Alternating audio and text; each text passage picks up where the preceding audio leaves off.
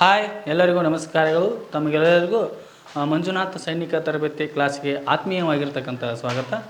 ನಾವು ನಿನ್ನೆ ಅವಧಿಯಲ್ಲಿ GKಗೆ ಸಂಬಂಧಪಟ್ಟಿರ್ತಕ್ಕಂತಹ 10 ಪ್ರಶ್ನೋತ್ತರಗಳನ್ನು ನೋಡಿಕೊಂಡೆವು. ಆ ಒಂದು 10 ಪ್ರಶ್ನೆಗಳ ನಂತರ ನಿಮಗೆ ಒಂದು ವರ್ಕ್ ಅಂತೇಳಿ ಒಂದು ಪ್ರಶ್ನೆಯನ್ನು ಕೊಟ್ಟಿದೆ. ಅದು ಇಸ್ರೋದ ಹೊಸ ಅಧ್ಯಕ್ಷರು ಯಾರು ಅಂತ ಕೊಟ್ಟಿದೆ. A G Madhavan, B K Shivanna, C Somanathan, D V Narayana.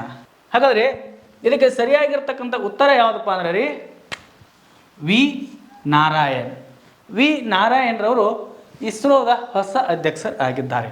ಹಾಗಾದರೆ ಇಸ್ರೋ ಅಂದ್ರೆ ಇಂಡಿಯನ್ ಸ್ಪೇಸ್ ರಿಸರ್ಚ್ ಆರ್ಗನೈಸೇಷನ್. ಹಾಗಾದರೆ ಇದು 1969ರಲ್ಲಿ ಸ್ಥಾಪನೆಯಾಯಿತು. 1969ರಲ್ಲಿ ಸ್ಥಾಪನೆಯಾಯಿತು. ಇದರ ಕೇಂದ್ರ ಕಚೇರಿ ಎಲ್ಲಿ ಐತಪ್ಪ ಅಂದ್ರೆ ಬೆಂಗಳೂರಿನಲ್ಲಿದೆ.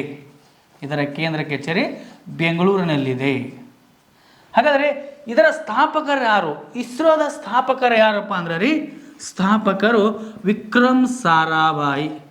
ವಿಕ್ರಮ್ ಸಾರಾಭಾಯಿ ಅವರು ಈ ಒಂದು ಇಸ್ರೋದ ಸ್ಥಾಪಕರಾಗಿದ್ದಾರೆ. ಹಾಗಾದರೆ ಇಸ್ರೋದ ಹೊಸ ಅಧ್ಯಕ್ಷರು ಯಾರಪ್ಪ ಅಂದ್ರೆ ನೂತನ ಅಧ್ಯಕ್ಷರು ವಿ ನಾರಾಯಣರವರು ಆಗಿದ್ದಾರೆ. ಹಾಗಾದರೆ ಈ ಜಿ ಮಾಧವನ್ರವರು ಯಾರಪ್ಪ ಅಂದ್ರೆ ರೀ 2008ರಲ್ಲಿ ಚಂದ್ರಯಾನ 1 ಏನು ಮಾಡಲಾಗಿತ್ತು ಅಂದ್ರೆ ರೀ ಉಡಾವಣೆ ಮಾಡಲಾಯಿತು.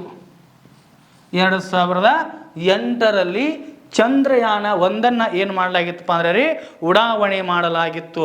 ಹಾಗಾದರೆ ಆ ಸಮಯದಲ್ಲಿ ಇಸ್ರೋದ ಅಧ್ಯಕ್ಷರು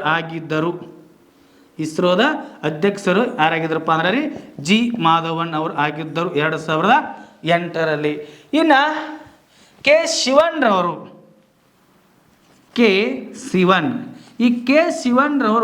2019ರಲ್ಲಿ ಚಂದ್ರಯಾನ 2 ಉಡಾವಣೆ ಮಾಡಲಾಗಿತ್ತು.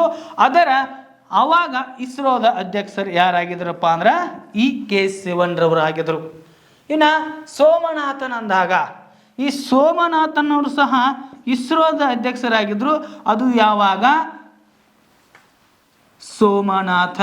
ಸೋಮನಾಥನ್ರವರು ಯಾವಾಗ ಇಸ್ರೋದ ಅಧ್ಯಕ್ಷರಾಗಿದ್ರಪ್ಪ ಅಂದ್ರೆ 2023ರಲ್ಲಿ ಚಂದ್ರಯಾನ 3 ಉಡಾವಣೆ ಮಾಡಲಾಗಿತ್ತಲ್ಲ, ಆ ಸಮಯದಲ್ಲಿ ಏನಾಗಿದ್ರಪ್ಪ ಅಂದ್ರೆ ಇವರು ಈ ಒಂದು ಇಸ್ರೋದ ಅಧ್ಯಕ್ಷರಾಗಿದ್ದರು. ಹಾಗಾದರೆ ಇಸ್ರೋದ ಈ ಸೋಮನಾಥನ್ ಅವರ ಒಂದು ನೇತೃತ್ವದಲ್ಲಿ ಚಂದ್ರಯಾನ 3 ಉಡಾವಣೆ ಮಾಡಲಾಗಿತ್ತಲ್ಲ, ಇದರ ವಿಶೇಷತೆ ಏನು? ಇದರ ವಿಶೇಷತೆ ಏನಪ್ಪ ಅಂದ್ರೆ ರೀ ದಕ್ಷಿಣ ಧ್ರುವವನ್ನು ತಲುಪಿತ್ತು. ಈ ದಕ್ಷಿಣ ಧ್ರುವವನ್ನು ಚಂದ್ರಯಾನ 3 ತಲುಪಿದ್ದು ಅದರ ವಿಶೇಷತೆಯಾಗಿದೆ. ಹಾಗಾದರೆ ಇದರ ಮುಖಾಂತರ ನೋಡ್ರಿ ದಕ್ಷಿಣ ಧ್ರುವವನ್ನು ತಲುಪಿರ್ತಕ್ಕಂತಹ ಮೊಟ್ಟ ಮೊದಲ ರಾಷ್ಟ್ರ ಅಂದ್ರೆ ಅದು ಭಾರತ ಆಗಿದೆ. ಮೊಟ್ಟ ಮೊದಲ ರಾಷ್ಟ್ರ ಅಂದರೆ ಅದು ಯಾವುದ್ರಿ? ಭಾರತ ಆಗಿದೆ. ಆ ಒಂದು ವಿಶೇಷತೆ ಯಾವಾಗಪ್ಪ ಅಂದ್ರೆ ರೀ ಚಂದ್ರಯಾನ 3ರಲ್ಲಿ ಆಗಿದೆ ಅಂತಕ್ಕಂಥದ್ದನ್ನು ನಾವು ನೋಡ್ತಾ ಇದ್ದೇವೆ. ಅದೇ ರೀತಿಯಾಗಿ ನಾವು ಇನ್ನೂ ವಿವಿಧ ರೀತಿಯ ಸಂಸ್ಥೆಗಳನ್ನು ನೋಡುವಾಗ ಅದರಲ್ಲಿ DRDO ಅಂತಕ್ಕಂಥದ್ದನ್ನು ನೋಡ್ತಾ ಇದ್ದೀವಿ. ಹಾಗಾದರೆ DRDO ಅಂದರೆ ಏನಪ್ಪ ಅಂದ್ರೆ ರೀ ಡಿಫೆನ್ಸ್ ರಿಸರ್ಚ್ ಡೆವಲಪ್ಮೆಂಟ್ ಆರ್ಗನೈಸೇಷನ್ ಅಂತ ನೋಡ್ತಾ ಇದ್ದೇವೆ. ಇದು 1958ರಲ್ಲಿ ಸ್ಥಾಪನೆಯಾಗಿರ್ತಕ್ಕಂತಹ ಒಂದು ಸಂಸ್ಥೆಯಾಗಿದೆ ಅಂತೇಳಿ ನೋಡ್ತಾ ಇದ್ದೇವೆ. ಹಾಗಾದರೆ ಇದರ ಕೇಂದ್ರ ಕಚೇರಿಯನ್ನು ನೋಡುವಾಗ ಇದರ ಕೇಂದ್ರ ಕಚೇರಿಯಲ್ಲಿದೆ, ದೆಹಲಿಯಲ್ಲಿದೆ. DRDOದ ಕೇಂದ್ರ ಕಚೇರಿಯಲ್ಲಿದೆ, ದೆಹಲಿಯಲ್ಲಿದೆ. ಇನ್ನು ನೆಕ್ಸ್ಟ್ ಪ್ರಶ್ನೆ ನಂಬರ್ 2, 23ನೇ ಕಾನೂನು ಆಯೋಗದ ಅಧ್ಯಕ್ಷರು ಯಾರು? ಆಪ್ಷನ್ ಎ ಈ ರೀತಿಯಾಗಿ ಹೇಳ್ತಾ ಇದೆ, justice Dinesh Maheshwari. Option B MC Setalvad. Option C Thomas Macaulay. Option D doctor BR Ambedkar. ಈ 23ನೇ ಕಾನೂನು ಆಯೋಗದ ಅಧ್ಯಕ್ಷರು ಯಾರಪ್ಪ ಅಂದ್ರೆ ರೀ ಜಸ್ಟಿಸ್ ದಿನೇಶ್ ಮಹೇಶ್ವರ್ ಅವರು ಏನಪ್ಪ ಅಂದ್ರೆ ರೀ ಈ ಒಂದು 23ನೇ ಕಾನೂನು ಆಯೋಗದ ಅಧ್ಯಕ್ಷರಾಗಿದ್ದಾರೆ. ಹಾಗಾದರೆ ಈ MC ಸೆಟಲ್ವಾರ್ ಅವರು ಯಾರು? ಥಾಮಸ್ ಮೆಕಾಲೆ ಅವರು ಯಾರು? ಡಾಕ್ಟರ್ BR ಅಂಬೇಡ್ಕರ್ ಅವರು ಯಾರು? 23ನೇ ಕಾನೂನು ಆಯೋಗದ ಅಧ್ಯಕ್ಷರು ಜಸ್ಟಿಸ್ ದಿನೇಶ್ ಮಹೇಶ್ವರ್ ಅವರಾದರೆ ಈ MC ಸೆಟಲ್ವಾರ್ ಅವರು ಸ್ವತಂತ್ರ ಭಾರತದ ಮೊದಲ ಕಾನೂನು ಆಯೋಗದ ಅಧ್ಯಕ್ಷರಾಗಿದ್ದಾರೆ. MC ಸೆಟಲ್ವಾರ್ ಅವರು ಸ್ವತಂತ್ರ ಭಾರತದ ಮೊದಲ ಕಾನೂನು ಆಯೋಗದ ಅಧ್ಯಕ್ಷರಾಗಿದ್ದಾರೆ. ಈ ಥಾಮಸ್ ಮೆಕಾಲೆರವರು ಯಾರು? ಈ ಥಾಮಸ್ ಮೆಕಾಲೆ ಅವರು ಯಾರಪ್ಪ ಅಂದ್ರೆ ಭಾರತದ ಮೊಟ್ಟ ಮೊದಲ ಅಂದ್ರೆ ಸ್ವತಂತ್ರ ಸಿಗುವುದಕ್ಕಿಂತ ಮುಂಚೆ ಇವರು ಏನಾಗಿದ್ರಪ್ಪ ಅಂದ್ರೆ ಕಾನೂನು ಆಯೋಗದ ಅಧ್ಯಕ್ಷರಾಗಿರು. ಸ್ವತಂತ್ರ ಸಿಕ್ಕ ನಂತರ ಸ್ವತಂತ್ರ ಭಾರತದ ಮೊದಲ ಒಬ್ಬ ಕಾನೂನು ಆಯೋಗದ ಅಧ್ಯಕ್ಷರು ಯಾರಪ್ಪ ಅಂದ್ರೆ MC ಸೆಟಲ್ವಾರ್ ಅವರು. ಇನ್ನು ಭಾರತ ದೇಶಕ್ಕೆ ಸ್ವಾತಂತ್ರ್ಯ ಸಿಗುವುದಕ್ಕಿಂತ ಮುಂಚೆ ಆ ಭಾರತದ ಮೊಟ್ಟ ಮೊದಲ ಕಾನೂನು ಆಯೋಗದ ಅಧ್ಯಕ್ಷರು ಯಾರಂದ್ರೆ ಅವರು ಥಾಮಸ್ ಮೆಕಾಲೆರವರು. ಹಾಗಾದರೆ ಡಾಕ್ಟರ್ BR ಅಂಬೇಡ್ಕರ್ ಬಗ್ಗೆ ಎಲ್ಲರಿಗೂ ಗೊತ್ತೇ ಇದೆ. ಇವರು ಸ್ವತಂತ್ರ ಭಾರತದ ಪ್ರಥಮ ಕಾನೂನು ಮಂತ್ರಿಯವರಾಗಿದ್ದಾರೆ. ಹಾಗಾದರೆ ಡಾಕ್ಟರ್ BR ಅಂಬೇಡ್ಕರ್ ಬಗ್ಗೆ ನೋಡುವಾಗ 1891 ಏಪ್ರಿಲ್ 14ರಂದು ಮಧ್ಯಪ್ರದೇಶದ ಮೋ ಎಂಬ ಪ್ರದೇಶದಲ್ಲಿ ಜನಿಸ್ತಾರ. ತಂದೆ ರಾಮ್ಜಿ, ತಾಯಿ ಭೀಮಾಬಾಯಿ ಅವರ ಮಗನಾಗಿ ಡಾಕ್ಟರ್ BR ಅಂಬೇಡ್ಕರ್ ಅವರು ಜನಿಸಿದರು ಅಂತ ನೋಡ್ತಾ ಇದ್ದೇವೆ. ಅವರನ್ನು ನಾವು ಸಂವಿಧಾನದ ಶಿಲ್ಪಿ, ಸಂವಿಧಾನದ ಕರಡು ಸಮಿತಿ ಅಧ್ಯಕ್ಷರು ಅಂತೇಳಿ ನೋಡ್ತಾ ಇದ್ದೀವಿ. ಇವರು ಸಂವಿಧಾನವನ್ನು ರಚನೆ ಮಾಡಬೇಕಾದ್ರೆ 2 ವರ್ಷ 11 ತಿಂಗಳು 18 ದಿನಗಳ ಕಾಲ ಏನು ಮಾಡ್ತಾರಪ್ಪ ಅಂದ್ರೆ ಸಂವಿಧಾನವನ್ನು ರಚನೆ ಮಾಡಲಿಕ್ಕೆ ಕಾಲಾವಧಿಯನ್ನು ತೆಗೆದುಕೊಂಡ್ರು. ಹಾಗಾದರೆ ಸಂವಿಧಾನ ರಚನೆ ಮಾಡುವಲ್ಲಿ ಡಾಕ್ಟರ್ BR ಅಂಬೇಡ್ಕರ್ ಅವರು ಸಹ ಪ್ರಮುಖವಾಗಿರ್ತಕ್ಕಂಥ ಪಾತ್ರವನ್ನು ವಹಿಸಿದರು ಅಂತೇಳಿ ನಾವು ನೋಡ್ತಾ ಇದ್ದೇವೆ. ಹಾಗಾದರೆ ಅವರು ನಮ್ಮ ದೇಶಕ್ಕೆ ಯಾವಾಗ ಸಂವಿಧಾನ ಜಾರಿಗೆ ಬಂತು ನೋಡ್ರಿ, ಆವಾಗ ಇವರು ಕಾನೂನು ಮಂತ್ರಿಗಳಾದರು. ನಮ್ಮ ಸಂವಿಧಾನ 1951 ಜನವರಿ 26ರಂದು ಜಾರಿಗೆ ಬಂತು. ಆವಾಗಿನಿಂದ ಏನಾಗ್ತಾರಪ್ಪ ಅಂದ್ರೆ ಡಾಕ್ಟರ್ BR ಅಂಬೇಡ್ಕರ್ ಅವರು ಭಾರತದ ಪ್ರಥಮ ಕಾನೂನು ಮಂತ್ರಿಯವರಾಗಿದ್ದರು. ಪ್ರಶ್ನೆ ನಂಬರ್ 3, ಭಾರತೀಯ ಅಥ್ಲೆಟಿಕ್ ಫೆಡರೇಷನ್ ಅಧ್ಯಕ್ಷರು ಯಾರು? Option A Bahadur Singh Sango, option B Devendra Jhajharia, option C PT Usha, option D Kirsty Coventry. ಹಾಗಾದರೆ ಈ ಭಾರತೀಯ ಅಥ್ಲೆಟಿಕ್ ಫೆಡರೇಷನ್ದ ಅಧ್ಯಕ್ಷರು ಯಾರಪ್ಪ ಅಂದ್ರೆ ಬಹದ್ದೂರ್ ಸಿಂಗ್ ಸಾಂಗೋ ಅವರು ಏನಾಗಿದ್ದಾರಪ್ಪ ಅಂದ್ರೆ ರೀ ಭಾರತೀಯ ಅಥ್ಲೆಟಿಕ್ ಫೆಡರೇಷನ್ದ ಅಧ್ಯಕ್ಷರಾಗಿದ್ದಾರೆ. ಹಾಗಾದರೆ ಈ ದೇವೇಂದ್ರ ಝಾಝರಿಯಾ ಅವರು ಯಾರು? PT ಉಷಾ ಅವರು ಯಾರು? ವಿಸ್ಟಿ ಕ್ಯಾವೆಂಟ್ರಿ ಅವರು ಯಾರು? ಇವರು ಯಾರಪ್ಪ ಅಂದ್ರೆ ರೀ ನೋಡ್ರಿ, ಇಂಡಿಯನ್ ಪ್ಯಾರಾ ಒಲಿಂಪಿಕ್ ಅಸೋಸಿಯೇಷನ್ನ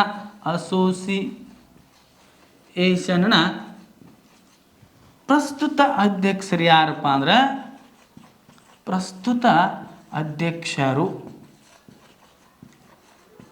ಅವ್ರು ಯಾರಂದ್ರೆ ದೇವೇಂದ್ರ ಝಾಝರಿಯಾ ಅವರು ಏನಪ್ಪ ಅಂದ್ರೆ ರೀ ಇಂಡಿಯನ್ ಪ್ಯಾರಾ ಒಲಿಂಪಿಕ್ ಅಸೋಸಿಯೇಷನ್ನ ಪ್ರಸ್ತುತ ಏನಾಗಿದ್ದಾರಪ್ಪ ಅಂದ್ರೆ ರೀ ಅಧ್ಯಕ್ಷರಾಗಿದ್ದಾರೆ. ಹಾಗಾದರೆ ಈ PT ಉಷಾರವರು ಯಾರಪ್ಪ ಅಂದ್ರೆ ರೀ ಇಂಡಿಯನ್ ಒಲಿಂಪಿಕ್ ಅಸೋಸಿಯೇಷನ್ನ ಪ್ರಸ್ತುತ ಅಧ್ಯಕ್ಷರು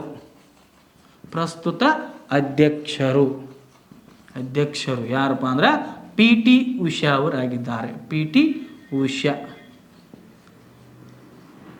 ಇನ್ನು ವಿಸ್ಟಿ ಕ್ಯಾವೆಂಟ್ರಿ ಅವರು ಯಾರಪ್ಪ ಅಂದ್ರೆ ರೀ ಅಂತಾರಾಷ್ಟ್ರೀಯ ಅಂತಾರಾಷ್ಟ್ರೀಯ ಒಲಿಂಪಿಕ್ ಅಸೋಸಿಯೇಷನ್ನ ಅಧ್ಯಕ್ಷರು ಯಾರಪ್ಪ ಅಂದ್ರೆ ವಿಸ್ಟಿ ಕ್ಯಾವೆಂಡ್ರಿ ಅವರು ಆಗಿದ್ದಾರೆ. ನೋಡಿರಿ, ಈ ರೀತಿಯಾಗಿರ್ತಕ್ಕಂಥ ಪ್ರಶ್ನೆ. ಭಾರತೀಯ ಅಥ್ಲೆಟಿಕ್ ಫೆಡರೇಷನ್ ಅಧ್ಯಕ್ಷರು ಯಾರಪ್ಪ ಅಂದ್ರೆ ಬಹದ್ದೂರ್ ಸಿಂಗ್ ಸಾಂಗೋ ಅವರು. ಈ ದೇವೇಂದ್ರ ಝಾಝ್ರಿ ಅವರು ಇಂಡಿಯನ್ ಪ್ಯಾರಾ ಅಸೋಸಿಯೇಷನ್ ಪ್ರಸ್ತುತ ಅಧ್ಯಕ್ಷರಿದ್ದಾರೆ. ಆಮೇಲೆ ನಮ್ಮ ಪಿ ಟಿ ಉಷಾ ಅವರು ಇಂಡಿಯನ್ ಒಲಿಂಪಿಕ್ ಅಸೋಸಿಯೇಷನ್ ಪ್ರಸ್ತುತ ಅಧ್ಯಕ್ಷರಿದ್ದಾರೆ. ಆನಂತರ ವಿಸ್ಟಿ ಕ್ಯಾವೆಂಡ್ರಿ ಅವರು ಅಂತಾರಾಷ್ಟ್ರೀಯ ಒಲಿಂಪಿಕ್ ಅಸೋಸಿಯೇಷನ್ ಏನಾಗಿದ್ದಾರಪ್ಪ ಅಂದ್ರೆ ಅಧ್ಯಕ್ಷರಾಗಿದ್ದಾರೆ. ಇನ್ನು ಪ್ರಶ್ನೆ ನಂಬರ್ 4. UPSCಯ ನೂತನ ಅಧ್ಯಕ್ಷರು ಯಾರು? ಯೂನಿಯನ್ ಪಬ್ಲಿಕ್ ಸರ್ವಿಸ್ ಕಮಿಷನ್ ಇದರ ನೂತನ ಅಧ್ಯಕ್ಷರು ಯಾರು? Option A Ross Barker, option B doctor Ajay Kumar, option C Ajay Kumar Bhalla, option D Nagendra Singh. ಈ UPSCಯ ನೂತನ ಅಧ್ಯಕ್ಷರು ಯಾರಪ್ಪ ಅಂದ್ರೆ ರೀ ಡಾಕ್ಟರ್ ಅಜಯ್ ಕುಮಾರ್ ಅವರು ಏನಾಗಿದ್ದಾರಪ್ಪ ಅಂದ್ರೆ UPSCಯ ನೂತನ ಅಧ್ಯಕ್ಷರು ಡಾಕ್ಟರ್ ಅಜಯ್ ಕುಮಾರ್ ಅವರಾಗಿದ್ದಾರೆ. ಡಾಕ್ಟರ್ ಅಜಯ್ ಕುಮಾರ್ ಅವರು ಏನಾಗಿದ್ದಾರಪ್ಪ ಅಂದ್ರೆ ಈ ಒಂದು UPSCಯ ನೂತನ ಅಧ್ಯಕ್ಷರಾಗಿದ್ದಾರೆ. UPSC ಅಂದ್ರೆ ಯೂನಿಯನ್ ಪಬ್ಲಿಕ್ ಸರ್ವಿಸ್ ಕಮಿಷನ್ ಅಂತ ನೋಡ್ತಾ ಇದ್ದೇವೆ. ಹಾಗಾದರೆ ಈ ರಾಸ್ ಬಾರ್ಕರ್ ಅವರು ಯಾರಪ್ಪ ಅಂದ್ರೆ ಈ ಡಾಕ್ಟರ್ ಅಜಯ್ ಕುಮಾರ್ ಅವರು ನೂತನ ಅಧ್ಯಕ್ಷರಾಗಿದ್ದಾರೆ. ನೂತನ ಅಧ್ಯಕ್ಷರು. ಈ ನೂತನ ಅಧ್ಯಕ್ಷರು ಯಾರಪ್ಪ ಅಂದ್ರೆ ಡಾಕ್ಟರ್ ಅಜಯ್ ಕುಮಾರ್ UPSCಯ. ಇನ್ನು UPSCಯ ಪ್ರಥಮ ಅಧ್ಯಕ್ಷರು ಯಾರಪ್ಪ ಅಂದ್ರೆ ರಾಸ್ ಬಾರ್ಕರ್ ಅವರು. ರಾಸ್ ಬಾರ್ಕರ್ ಅವರು ಏನಾಗಿದ್ದಾರಪ್ಪ ಅಂದ್ರೆ UPSCಯ ಮೊದಲ ಅಧ್ಯಕ್ಷರು ಆಗಿದ್ದರು. ಈಗ ಪ್ರಸ್ತುತ ಡಾಕ್ಟರ್ ಅಜಯ್ ಕುಮಾರ್ ಅವರಾಗಿದ್ದಾರೆ. ಹಾಗಾದರೆ ಆಪ್ಷನ್ ಸಿ ಅಜಯ್ ಕುಮಾರ್ ಭಲ್ಲಾರ್ ಅವರು ಯಾರು? ಈ ಅಜಯ್ ಕುಮಾರ್ ಭಲ್ಲಾರ್ ಅವರು ಯಾರಪ್ಪ ಅಂದ್ರೆ ಮಣಿಪುರ ರಾಜ್ಯದ ರಾಜ್ಯಪಾಲರು. ಮಣಿಪುರ ರಾಜ್ಯದ ರಾಜ್ಯಪಾಲರಾಗಿದ್ದಾರೆ. ರಾಜ್ಯಪಾಲರು ಈ ಅಜಯ್ ಕುಮಾರ್ ಭಲ್ಲಾರ್ ಅವರಾಗಿದ್ದಾರೆ. ಇನ್ನು ನಾಗೇಂದ್ರ ಸಿಂಗ್ ಅವರು ಯಾರು? ನಾಗೇಂದ್ರ ಸಿಂಗ್ ರವರು ಅಂತಾರಾಷ್ಟ್ರೀಯ ನ್ಯಾಯಾಲಯದಲ್ಲಿ ನೋಡ್ರಿ, ಅಂತಾರಾಷ್ಟ್ರೀಯ ನ್ಯಾಯಾಲಯದಲ್ಲಿ ಭಾಗವಹಿಸಿರ್ತಕ್ಕಂತಹ ಮೊಟ್ಟ ಮೊದಲ ಭಾರತೀಯ ಯಾರಪ್ಪ ಅಂದ್ರೆ ನಾಗೇಂದ್ರ ಸಿಂಗ್ ಅವರು ಆಗಿದ್ದಾರೆ. ಹಾಗಾದರೆ ಈ ಒಂದು ಪ್ರಶ್ನೆಗೆ ಸರಿಯಾಗಿರ್ತಕ್ಕಂಥ ಉತ್ತರ UPSCಯ ನೂತನ ಅಧ್ಯಕ್ಷರು ಯಾರಪ್ಪ ಅಂದ್ರೆ ಅಜಯ್ ಕುಮಾರ್ ಅವರು ಆಗಿದ್ದಾರೆ. ನೆಕ್ಸ್ಟ್ ಪ್ರಶ್ನೆ ನಂಬರ್ 5. ICICಯ ನೂತನ ಅಧ್ಯಕ್ಷರು ಯಾರು? Option A Jaya Shah, option B Amit Shah, option C ABD devil, option D Roger Binny ಅವರು. ಹಾಗಾದರೆ ಈ ICICಯ ನೂತನ ಅಧ್ಯಕ್ಷರು ಯಾರಪ್ಪ? ಆದರೆ ICIC ಅಂದರೆ ಏನು? ICIC ಅಂದರೆ ಇಂಟರ್ನ್ಯಾಷನಲ್ ಕ್ರಿಕೆಟ್ ಕೌನ್ಸಿಲ್ ಅಂತ ಹೇಳ್ತಾ ಇದ್ದೇವೆ. ICIC ಅಂದರೆ ಇಂಟರ್ನ್ಯಾಷನಲ್ ಕ್ರಿಕೆಟ್ ಕೌನ್ಸಿಲ್ ಅಂತೇಳಿ ನೋಡ್ತಾ ಇದ್ದೇವೆ. ಹಾಗಾದರೆ BCCI ಅಂದರೆ ಏನು? Board of control for cricket in India ಅಂತೇಳಿ ನೋಡ್ತಾ ಇದ್ದೇವೆ. ಇನ್ನೊಂದು WTC world test champion. WTC ಅಂದ್ರೆ ವರ್ಲ್ಡ್ ಟೆಸ್ಟ್ ಚಾಂಪಿಯನ್ ಅಂತೇಳಿ ನೋಡ್ತಾ ಇದ್ದೀವಿ. ಹಾಗಾದ್ರೆ ಈ ICICಯ ನೂತನ ಅಧ್ಯಕ್ಷರು ಯಾರಪ್ಪ ಅಂದ್ರೆ ಜಯ ಶಾ ರವರು ಆಗಿದ್ದಾರೆ. ಈ ಜಯ ಶಾ ರವರು ICICಯ ನೂತನ ಅಧ್ಯಕ್ಷರಾಗಿದ್ದಾರೆ. ಹಾಗಾದರೆ ಈ ಅಮಿತ್ ಶಾ ರವರ ಮಗನೇ ಈ ಜಯ ಶಾ ರವರಾಗಿದ್ದಾರೆ. ಈ ಜಯ ಶಾ ರವರು ಯಾರ ಮಗ ಅಂದ್ರೆ ಅಮಿತ್ ಶಾ ರವರ ಮಗರಾಗಿದ್ದಾರೆ. ಇವರು ICICಯ ನೂತನ ಅಧ್ಯಕ್ಷರು. ಹಾಗಾದರೆ ಈ ICICಯ ನೇತೃತ್ವದಲ್ಲಿ 2025ರಲ್ಲಿ ಈ WTCಯ ಚಾಂಪಿಯನ್ ಆಗಿರ್ತಕ್ಕಂಥ ದೇಶ ಯಾವುದಪ್ಪ ಅಂದ್ರೆ ಅದು ದಕ್ಷಿಣ ಆಫ್ರಿಕಾ. 2025ರಲ್ಲಿ ಅದು ಯಾರ ICCಯು ಆಯೋಗದಲ್ಲಿ ನಡೆದುಕೊಡ್ತಕ್ಕಂತಹ ಈ WTCಯ ಒಂದು ಚಾಂಪಿಯನ್ ಯಾರಪ್ಪ ಅಂದ್ರೆ ದಕ್ಷಿಣ ಆಫ್ರಿಕಾ ಆಗಿದೆ. ಹಾಗಾದರೆ ರನ್ನರ್ ಅಪ್ ಅಂದರೆ ಯಾವುದಪ್ಪ ಅಂದ್ರೆ ಆಸ್ಟ್ರೇಲಿಯಾ. ಆಸ್ಟ್ರೇಲಿಯಾ ರನ್ನರ್ ಅಪ್ ಆಗಿದೆ. ಹಾಗಾದರೆ ಈ ಎ ಬಿ ಡಿ ಡೇವಿಲ್ ರವರು ಯಾರು? ಎ ಬಿ ಡಿ ಡೇವಿಲ್ ರವರು ಯಾರಪ್ಪ ಅಂದ್ರೆ ರೀ ದಕ್ಷಿಣ ಆಫ್ರಿಕಾದ ಕ್ರಿಕೆಟ್ ಆಟಗಾರ. ಈ ಕ್ರಿಕೆಟ್ ಆಟಗಾರ ಈತನ ಒಂದು ಉದ್ದೇಶ ಏನಾಗಿತ್ತಪ್ಪ ಅಂದ್ರೆ ರೀ 27 ವರ್ಷಗಳ ಇತಿಹಾಸ ಏನಾತಪ್ಪ ಅಂದ್ರೆ ರೀ ಈ ಒಂದು ದಕ್ಷಿಣ ಆಫ್ರಿಕಾ ಈ ಒಂದು WTCಯಲ್ಲಿ ಚಾಂಪಿಯನ್ ಆಗಿರ್ತಕ್ಕಂಥದ್ದು ಒಂದು ಇತಿಹಾಸವಾಗಿದೆ. ಅದು ಆಸ್ಟ್ರೇಲಿಯಾದ ವಿರುದ್ಧ ದಕ್ಷಿಣ ಆಫ್ರಿಕಾ ಏನಾಯ್ತಪ್ಪ ಅಂದರೆ ಗೆಲುವನ್ನು ಸಾಧಿಸಿತ್ತು. ಇದು ಯಾರ ಆಸೆಯಾಗಿತ್ತಪ್ಪ ಅಂದ್ರೆ ರೀ ಈ ಎ ಬಿ ಡಿ ಡೇವಿಲ್ ರವರ ಆಸೆಯಾಗಿತ್ತು. ಅದರ ಪ್ರಕಾರ ಏನಾಗ್ತೈತಪ್ಪ ಅಂದ್ರೆ ಇದರಲ್ಲಿ ದಕ್ಷಿಣ ಆಫ್ರಿಕಾ ವಿನ್ನರ್ ಆಯಿತು. ರನ್ನರ್ ಆಗಿರ್ತಕ್ಕಂಥ ದೇಶ ಆಸ್ಟ್ರೇಲಿಯಾ ಆಯಿತು. ಈ ಎ ಬಿ ಡಿ ಡೇವಿಲ್ ರವರ ಇನ್ನೊಂದು ಆಸೆ ಏನಪ್ಪ ಅಂದ್ರೆ ರೀ ಆರ್ ಸಿ ಬಿಯನ್ನು ಗೆಲ್ಲಿಸಬೇಕಂತಕ್ಕಂಥ ಒಂದು ಮಹದಾಸೆಯಾಗಿತ್ತು. ಹಾಗಾಗಿ ಆರ್ ಸಿ ಬಿಯು ಸಹ ಗೆಲುವನ್ನು ಸಾಧಿಸಿತು.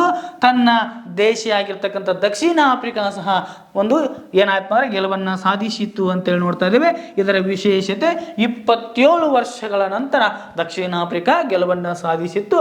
ಆ ಒಂದು ದೇಶಕ್ಕೆ ಸಂಬಂಧಪಟ್ಟಿರ್ತಕ್ಕಂಥವರು ಎ ಬಿ ಡಿ ಡೇವಿಲ್ ರವರಾಗಿದ್ದಾರೆ. ಹಾಗಾದ್ರೆ ಈ ರೋಜರ್ ಬಿನ್ನಿಯರ್ ಅವರು ಯಾರಪ್ಪ ಅಂದ್ರೆ ರೀ ನೋಡ್ರಿ BCCIನ ನೂತನ ಅಧ್ಯಕ್ಷರಾಗಿದ್ದಾರೆ. ನೂತನ ಅಧ್ಯಕ್ಷರು ಅವರು ಯಾರಪ್ಪ ಅಂದ್ರೆ ನೂತನ ಅಧ್ಯಕ್ಷರು ರೋಜರ್ ಬಿನ್ನಿಯವರು ಆಗಿದ್ದಾರೆ.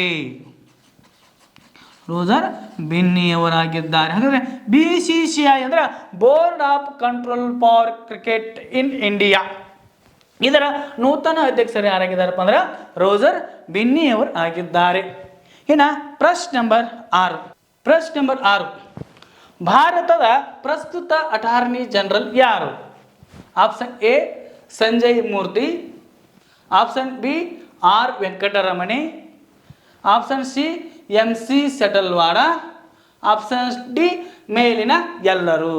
ಹಾಗಾದರೆ ಇದಕ್ಕೆ ಸರಿಯಾಗಿರ್ತಕ್ಕಂಥ ಉತ್ತರ ಭಾರತದ ಪ್ರಸ್ತುತ ಅಟಾರ್ನಿ ಜನರಲ್ ಯಾರಪ್ಪ ಅಂದ್ರೆ ಆರ್ ವೆಂಕಟರಮಣಿ ಅವರು ಏನಾಗಿದ್ದಾರಪ್ಪ ಅಂದ್ರೆ ಭಾರತದ ಪ್ರಸ್ತುತ ಅಟಾರ್ನಿ ಜನರಲ್ ಅವರಾಗಿದ್ದಾರೆ. ಇದರ ಬಗ್ಗೆ ನಾವು ನೋಡುವಾಗ ಇವರು ಭಾರತದ ಉನ್ನತ ಕಾನೂನು ಅಧಿಕಾರಿಯವರಾಗಿದ್ದಾರೆ. ಇವರನ್ನು ರಾಷ್ಟ್ರಪತಿಯವರು ಏನು ಮಾಡ್ತಾರಪ್ಪ ಅಂದ್ರೆ ನೇಮಕ ಮಾಡ್ತಾರ. ಇವರ ಅಧಿಕಾರ ಅವಧಿ 3 ವರ್ಷ. ವರ್ಷವಾಗಿದೆ.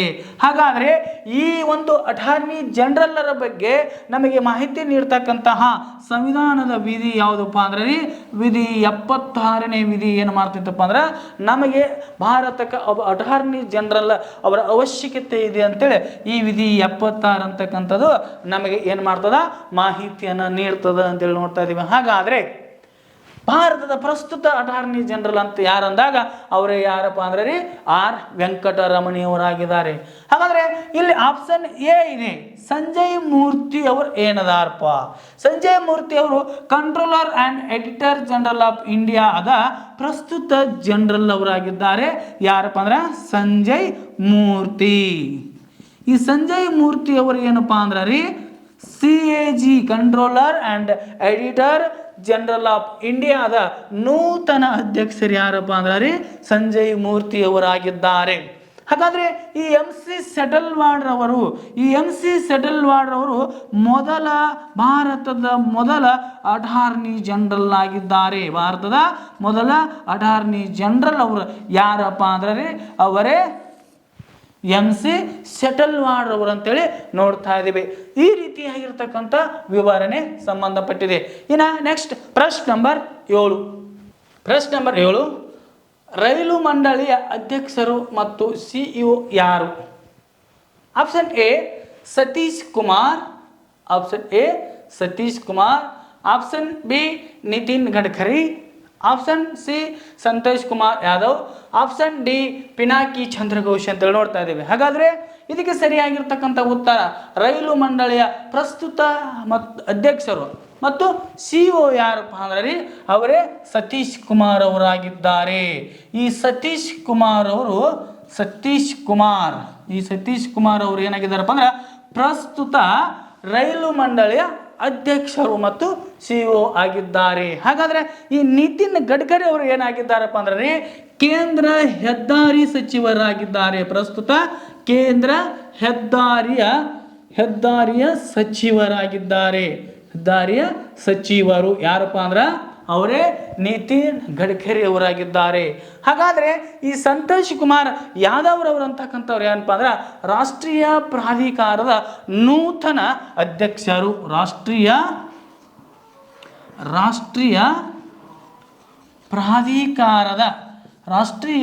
ಪ್ರಾಧಿಕಾರದ ನೂತನ ಅಧ್ಯಕ್ಷರು. ಈ ನೂತನ ಅಧ್ಯಕ್ಷರು ಅಂದ್ರೆ ಯಾರಪ್ಪ ಅಂದ್ರೆ ಅವರೇ ಸಂತೋಷ್ ಕುಮಾರ್ ಯಾದವ್ ರವರು ಆಗಿದ್ದಾರೆ. ಹಾಗಾದ್ರೆ ಈ ಪಿನಾಕಿ ಚಂದ್ರ ಘೋಷ್ ಅವರು ಯಾರಪ್ಪ ಅಂದ್ರೆ ಮೊದಲ ಲೋಕಪಾಲರು. ಭಾರತದ ಮೊದಲ ಲೋಕಪಾಲರು ಯಾರಪ್ಪ ಅಂದ್ರೆ ಲೋಕಪಾಲರು ಅವರೇ ಪಿನಾಕಿ ಚಂದ್ರಘೋಷ. ಈ ಪಿನಾಕಿ ಚಂದ್ರಘೋಷರವರು ಏನಪ್ಪ ಅಂದ್ರೆ ಚಂದ್ರಘೋಷರವರು ಭಾರತದ ಮೊದಲ ಲೋಕಪಾಲರಾಗಿದ್ದಾರೆ. ಇನ್ನು ಪ್ರಶ್ನೆ ನಂಬರ್ 8 ತ್ರೈಸಮುದ್ರ ತೋಯ ಪಿತವಾಹನ ಎಂಬ ಬಿರುದನ್ನು ಹೊಂದಿರತಕ್ಕಂತಹ ಶಾತವಾಹನರ ದೊರೆ ಯಾರು? ಇದಕ್ಕೆ option A Halaraja, option B Srimukha Raja, option C Shivaskanda Varma, option D Gautami Putra Satakarni. ಹಾಗಾದ್ರೆ ಈ ತ್ರೈಸಮುದ್ರ ತೋಯ ಪಿತವಾಹನ ಎಂಬ ಬಿರುದನ್ನು ಹೊಂದಿರತಕ್ಕಂತಹ ಶಾತವಾಹನರ ದೊರೆ ಯಾರಪ್ಪ ಅಂದ್ರೆ ಆತನೇ ಗೌತಮಿ ಪುತ್ರ ಶಾತಕರ್ಣಿ ಅಂತೇಳಿ ನೋಡ್ತಾ ಇದ್ದೇವೆ. ಹಾಗಾದ್ರೆ ಈ ಶಾತವಾಹನರು ಅಂದಾಗ ದಕ್ಷಿಣ ಭಾರತದ ಮೊಟ್ಟ ಮೊದಲ ಸಾಮ್ರಾಜ್ಯ ಯಾವುದಪ್ಪ ಅಂದ್ರೆ ಅದೇ ಶಾತವಾಹನರ ಸಾಮ್ರಾಜ್ಯವಾಗಿದೆ. ಇಲ್ಲ ಈ ಶಾತವಾಹನರ ಮನೆತನದ ಸ್ಥಾಪಕ ಶ್ರೀಮುಖ ಅಂತೇಳಿ ನೋಡ್ತಾ ಇದ್ದೀವಿ ನಾವು. ಶಾತವಾಹನರ ಮನೆತನದ ಸ್ಥಾಪಕ ಶ್ರೀಮುಖನಾಗಿದ್ದಾನೆ. ಆಪ್ಷನ್ಸ್ ಬಿ ಐತೆ ನೋಡ್ರಿ, ಶ್ರೀಮುಖ ಇದ್ದ ಶಾತವಾಹನರ ಮನೆತನದ ಸ್ಥಾಪಕ. ಹಾಗಾದ್ರೆ ಈ ಗೌತಮಿ ಪುತ್ರ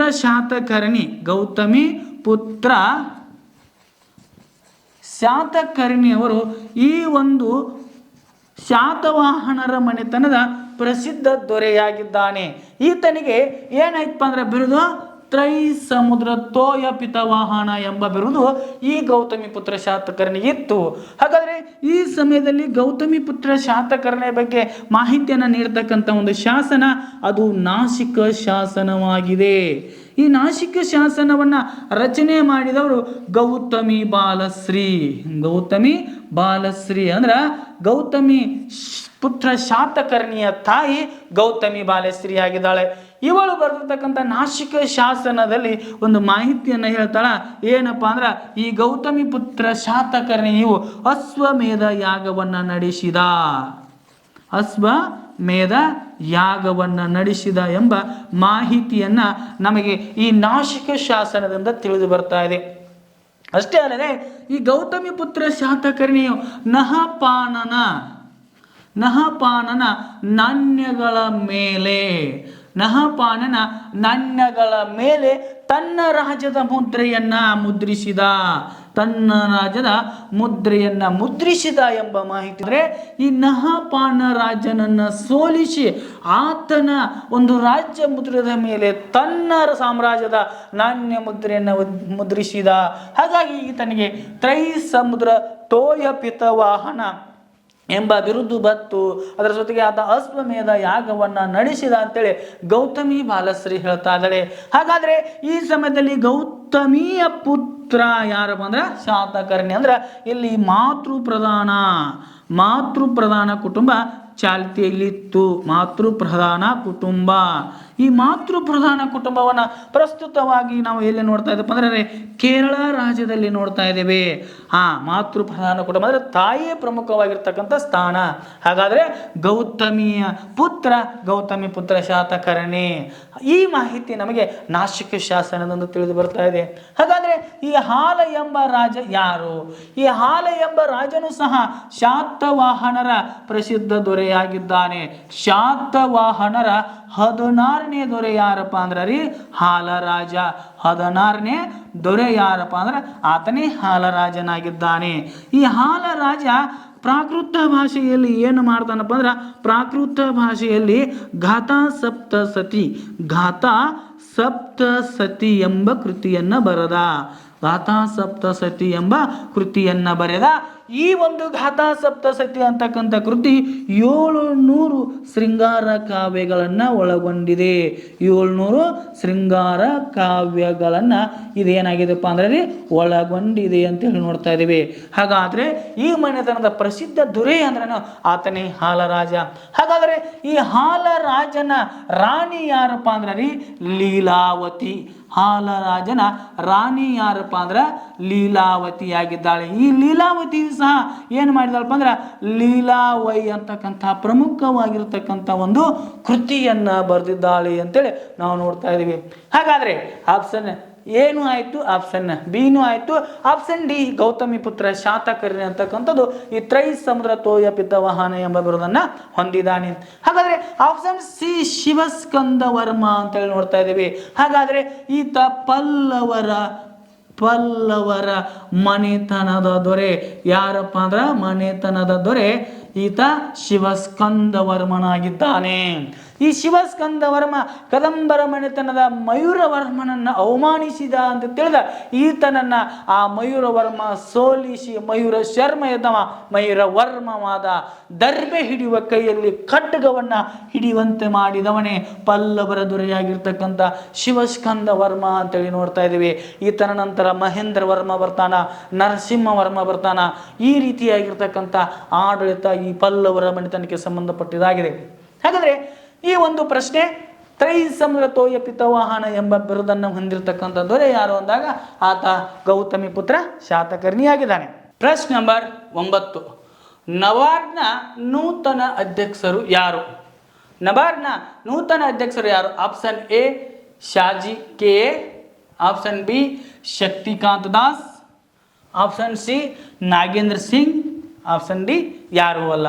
ಹಾಗಾದರೆ ಇದಕ್ಕೆ ಸರಿಯಾಗಿರ್ತಕ್ಕಂಥ ಉತ್ತರ ನಬಾರ್ಡ್ನ ನೂತನ ಅಧ್ಯಕ್ಷರು ಯಾರಪ್ಪ ಅಂದ್ರೆ ರೀ ಶಾಜಿ ಕೆ ಎ ಅವರು ಏನಾಗಿದ್ದಾರಪ್ಪ ಅಂದ್ರೆ ರೀ ನಬಾರ್ಡ್ನ ನೂತನ ಅಧ್ಯಕ್ಷರಾಗಿದ್ದಾರೆ. ಹಾಗಾದರೆ ಈ ಒಂದು ನಬಾರ್ಡ್ ಅಂದರೆ ಏನ್ರಿ national bank for agricultural and rural development ಅಂತೇಳಿ ನೋಡ್ತಾ ಇದ್ದೀವಿ. ಅಂದ್ರೆ ಇದು ಏನಪ್ಪ ಅಂದ್ರೆ ಕೃಷಿಯ ಅಭಿವೃದ್ಧಿಗೆ ಸಂಬಂಧಪಟ್ಟಿರ್ತಕ್ಕಂತಹ ಒಂದು ಏನಾಗಿದೆಪ್ಪ ಅಂದ್ರೆ ರೀ ಒಂದು ಸಂಸ್ಥೆ ಆಗಿದೆ. ಅದು ಯಾವುದಪ್ಪ ಅಂದ್ರೆ ರೀ ನಬಾರ್ಡ್ ಆಗಿದೆ. ಹಾಗಾದರೆ ಈ ನಬಾರ್ಡ್ ಅಂತಕ್ಕಂಥದ್ದು ಯಾವಾಗ ಸ್ಥಾಪನೆ ಆಯ್ತಪ್ಪ ಅಂದ್ರೆ ರೀ 1982ರಲ್ಲಿ ಸ್ಥಾಪನೆಯಾಗಿತ್ತು. ಹಾಗಾದ್ರೆ ಇದರ ಕೇಂದ್ರ ಕಚೇರಿ ಎಲ್ಲಿ ಐತಿಪ್ಪ ಅಂದ್ರೆ ರೀ ಮುಂಬೈನಲ್ಲಿದೆ.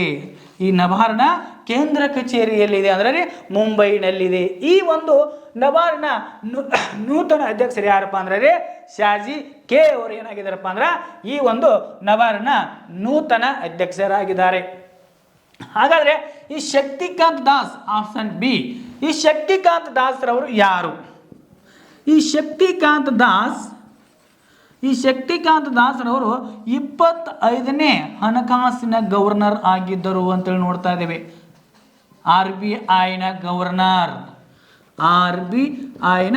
ಗವರ್ನರ್ ಯಾರಪ್ಪ ಅಂದ್ರೆ ರೀ ಅವರು ಶಕ್ತಿಕಾಂತ್ ದಾಸ್. ಅದು 25ನೇ ಗವರ್ನರ್ ಯಾರಪ್ಪ ಅಂದ್ರೆ ರೀ ಅವರೇ ಶಕ್ತಿಕಾಂತ್ ದಾಸ್ ಅವರಾಗಿದ್ದಾರೆ. ಈಗ ಪ್ರಸ್ತುತ 2025ರಿಂದ ಪ್ರಧಾನಮಂತ್ರಿಯವರ ಕಾರ್ಯದರ್ಶಿಯಾಗಿ ಕಾರ್ಯವನ್ನು ನಿರ್ವಹಿಸ್ತಾ ಇದ್ದಾರೆ. ಅವರ ಯಾರಪ್ಪ ಅಂದ್ರೆ ರೀ ಶಕ್ತಿಕಾಂತ್ ದಾಸ್ರವರಾಗಿದ್ದಾರೆ. ಇನ್ನು ನಾಗೇಂದ್ರ ಸಿಂಗ್ ಅಂದಾಗ ನಾವು ನೋಡ್ತಾ ಇದ್ದೇವೆ ಏನಪ್ಪ ಅಂದರೆ ಅಂತಾರಾಷ್ಟ್ರೀಯ ನ್ಯಾಯಾಲಯದಲ್ಲಿ ಏನಪ್ಪ ಅಂದರೆ ಮೊಟ್ಟ ಮೊದಲ ಅಧ್ಯಕ್ಷರಾಗಿರ್ತಕ್ಕಂಥ ಭಾರತೀಯ ಯಾರಪ್ಪ ಅಂದರೆ ರೀ ಅವರೇ ನಾಗೇಂದ್ರ ಸಿಂಗ್ ಅವರು ಆಗಿದ್ದಾರೆ. ಇನ್ನು ನೆಕ್ಸ್ಟ್ ಪ್ರಶ್ನೆ ನಂಬರ್ 10, ವಿಮಾನ ನಿಲ್ದಾಣದ ಪ್ರಾಧಿಕಾರದ ಅಧ್ಯಕ್ಷರು ಯಾರು? ನೂತನ ವಿಮಾನ ನಿಲ್ದಾಣ ಪ್ರಾಧಿಕಾರದ ಅಧ್ಯಕ್ಷರು ಯಾರು? ಈ ನೂತನ AAIನ ಅಧ್ಯಕ್ಷರು ಯಾರು ಅಂದಾಗ option A Vipin Kumar, option B Arvind Panagariya, option C KC Niyogi, option D Rithvik Ranjan Pandey ಅವರು. ಹಾಗಾದರೆ ಇದಕ್ಕೆ ಸರಿಯಾಗಿರ್ತಕ್ಕಂಥ ಉತ್ತರ ಪ್ರಸ್ತುತ ವಿಮಾನ ನಿಲ್ದಾಣ ಪ್ರಾಧಿಕಾರದ ಅಧ್ಯಕ್ಷರು ಯಾರಪ್ಪ ಅಂದರೆ ವಿಪಿನ್ ಕುಮಾರ್ ಅವರಾಗಿದ್ದಾರೆ. ಈ ವಿಪಿನ್ ಕುಮಾರ್ ಅವರು ಏನಾಗಿದ್ದಾರಪ್ಪ ಅಂದ್ರೆ ರೀ ಈ AAIನ ನೂತನ ಅಧ್ಯಕ್ಷರು. AAI ಅಂದ್ರೆ ಏರ್ಪೋರ್ಟ್ ಅಥಾರಿಟಿ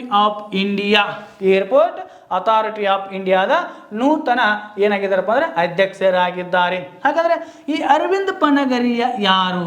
ಈ ಅರವಿಂದ್ ಪನಗರಿಯ 16ನೇ ಹಣಕಾಸು ಆಯೋಗದ ಅಧ್ಯಕ್ಷರು. 16ನೇ ಹಣಕಾಸು ಆಯೋಗದ ಅಧ್ಯಕ್ಷರು ಯಾರಪ್ಪ ಅಂದ್ರೆ ಅಧ್ಯಕ್ಷರು ಯಾರಂದ್ರೆ ಅವರೇ ಅರವಿಂದ್ ಪನಗರಿ ಅವರಾಗಿದ್ದಾರೆ. ಹಾಗಾದರೆ KC ನಿಯೋಗಿ ಅವರು ಯಾರು? ಈ KC ನಿಯೋಗಿರವರು ಭಾರತದ ಮೊಟ್ಟ ಮೊದಲ ಹಣಕಾಸು ಆಯೋಗದ ಅಧ್ಯಕ್ಷರಾಗಿದ್ದಾರೆ. ಅವರು ಯಾರಪ್ಪ ಅಂದರೆ KC ನಿಯೋಗಿರವರಾಗಿದ್ದಾರೆ. ಹಾಗಾದರೆ ಈ ಋತ್ವಿಕ್ ರಂಜನ್ ಪಾಂಡೆರವರು ಏನದಾರಪ್ಪ ಅಂದ್ರೆ ಇವರು ಈ ಒಂದು AAIನ ಅಂದ್ರೆ ವಿಮಾನ ನಿಲ್ದಾಣ ಪ್ರಾಧಿಕಾರದ ಕಾರ್ಯದರ್ಶಿಯಾಗಿ ಕಾರ್ಯವನ್ನು ನಿರ್ವಹಿಸುತ್ತಿದ್ದಾರೆ. ಏನು ಮಾಡ್ತಾ ಇದ್ದಾರಪ್ಪ ಅಂದ್ರೆ ಕಾರ್ಯವನ್ನು ನಿರ್ವಹಿಸ್ತಾ ಇದ್ದಾರೆ. ಹಾಗಾದರೆ ಇಲ್ಲಿಯವರೆಗೆ ನಾವು GKಗೆ ಸಂಬಂಧಪಟ್ಟಿರ್ತಕ್ಕಂತಹ 10 ಪ್ರಶ್ನೆ ಉತ್ತರಗಳನ್ನು ನೋಡಿಕೊಂಡಿವಿ. ನಮ್ಮ ವಿಡಿಯೋವನ್ನು ನೋಡ್ತಕ್ಕಂಥವ್ರಿಗೆ ನಾವು ಒಂದು ಪ್ರಶ್ನೆಯನ್ನು ಹೇಳ್ತಾ ಇದ್ದೇನೆ, ಅದರ ಆನ್ಸರನ್ನು ನೀವು ಈ ಸಮಯದಲ್ಲಿ ಕಮೆಂಟ್ ಮಾಡಿ. ಈ ನಮ್ಮ ವಿಡಿಯೋವನ್ನು ವೀಕ್ಷಿಸಿದವರಿಗೆ ಈ ಒಂದು ಪ್ರಶ್ನೆ, ಭಾರತೀಯ ಸೇನೆಯ ನೂತನ ಮುಖ್ಯಸ್ಥರು ಯಾರು? Option A Upendra Dwivedi, option B Dinesh Kumar Tripathi, option C Amarpreet Singh, option D Anil Chauhan ರವರಾಗಿದ್ದಾರೆ. ಹಾಗಾದರೆ ಈ ಒಂದು ಪ್ರಶ್ನೆಗೆ ಕಮೆಂಟ್ ಮಾಡಿ. ಈ ವಿಡಿಯೋ ನಿಮಗೆ ಇಷ್ಟ ಆದರೆ ನಮ್ಮ ಈ ಯೂಟ್ಯೂಬ್ ಚಾನಲ್ನ ಲೈಕ್ ಮಾಡಿ, ಸಬ್ಸ್ಕ್ರೈಬ್ ಮಾಡಿ. ಇನ್ನು ಯಾರಾದರೂ ನಮ್ಮ ಈ ವಿಡಿಯೋಕ್ಕೆ ಸಬ್ಸ್ಕ್ರೈಬ್ ಆಗಿಲ್ಲ ಅಂದರೆ ದಯವಿಟ್ಟು ಸಬ್ಸ್ಕ್ರೈಬ್ ಮಾಡಿ ಈ ಕ್ಲಾಸಿಗೆ ಜಾಯ್ನ್ ಆಗಿ. ಧನ್ಯವಾದಗಳು. ನಮ್ಮ ಸಂಸ್ಥೆಯಲ್ಲಿ SSC GD ಕಾನ್ಸ್ಟೇಬಲ್ ಹುದ್ದೆಗಳಿಗೆ ಪೂರ್ವಭಾವಿಯಾಗಿ ದೈಹಿಕ ಮತ್ತು ಲಿಖಿತ ಪರೀಕ್ಷೆಗೆ ತರಬೇತಿ ಕೊಡಲಾಗುವುದು. ಪ್ರವೇಶ ಪ್ರಾರಂಭವಾಗಿದೆ. ಕರ್ನಾಟಕ ಪೊಲೀಸ್ ಕಾನ್ಸ್ಟೇಬಲ್ ಹುದ್ದೆಗಳ ತರಬೇತಿಗೆ ಪ್ರವೇಶ ಪ್ರಾರಂಭವಾಗಿವೆ. ಸಂಪರ್ಕಿಸಿ. ಪಾಲಕರ ಆಶೀರ್ವಾದ, ಯುವಕರ ಪ್ರೋತ್ಸಾಹದಿಂದ ಸರ್ಕಾರದಿಂದ ಮಾನ್ಯತೆ ಪಡೆದು ಕರ್ನಾಟಕದಲ್ಲಿ ಯಶಸ್ವಿಯಾಗಿ 21ನೇ ವರ್ಷದಲ್ಲಿ ಮುನ್ನಡೆಯುತ್ತಿರುವ ಸಂಸ್ಥೆಯಿಂದ ಇಂಡಿಯನ್ ಆರ್ಮಿಯಲ್ಲಿ Agniveer, general duty, tradesman, army assistant officer, store keeper ಮತ್ತು ಟೆಕ್ನಿಕಲ್ ಹುದ್ದೆಗಳಿಗೆ ಅಗ್ನಿವೀರ ಇಂಡಿಯನ್ ಆರ್ಮಿಯನ್ನ ಸೇರಬಯಸುವ ಅಭ್ಯರ್ಥಿಗಳಿಗೆ ಪೂರ್ವಭಾವಿಯಾಗಿ ಕಂಪ್ಯೂಟರ್ ಬೇಸ್ಡ್ ಎಕ್ಸಾಮ್ ಹಾಗೂ ದೈಹಿಕ ಪರೀಕ್ಷೆಗಳಿಗೆ ತರಬೇತಿ ನೀಡಲಾಗುವುದು. ವುಮೆನ್ ಮಿಲಿಟರಿ, ಪೊಲೀಸ್, ಸ್ಟೇಟ್ ಹಾಗೂ ಸೆಂಟ್ರಲ್ ಪೊಲೀಸ್ ಕಾನ್ಸ್ಟೇಬಲ್ ಹಾಗೂ SSC GD, BSF, CRPF, Assam rifles, ITBP, CISF, SSB ಹಾಗೂ ಮುಂದೆ ನಡೆಯುವ ಅಗ್ನಿವೀರ ಆರ್ಮಿ ರ್ಯಾಲಿಗೆ ಪುರುಷ ಹಾಗೂ ಮಹಿಳಾ ಅಭ್ಯರ್ಥಿಗಳಿಗೆ ತರಬೇತಿ ಕೊಡಲಾಗುವುದು. ಹಾಸ್ಟೆಲ್ ಸೌಲಭ್ಯ ಕೂಡ ಇರುತ್ತೆ. ಸಂಪರ್ಕಿಸಿ ಶ್ರೀ ಮಂಜುನಾಥ ಸೈನಿಕ ತರಬೇತಿ ಕೇಂದ್ರ, ಮೂಡಲ್ಗಿ, ತಾಲೂಕು ಮೂಡಲ್ಗಿ, ಜಿಲ್ಲೆ ಬೆಳಗಾವಿ, ರಾಜ್ಯ ಕರ್ನಾಟಕ. ಪ್ರವೇಶ ಪ್ರಾರಂಭವಾಗಿದೆ.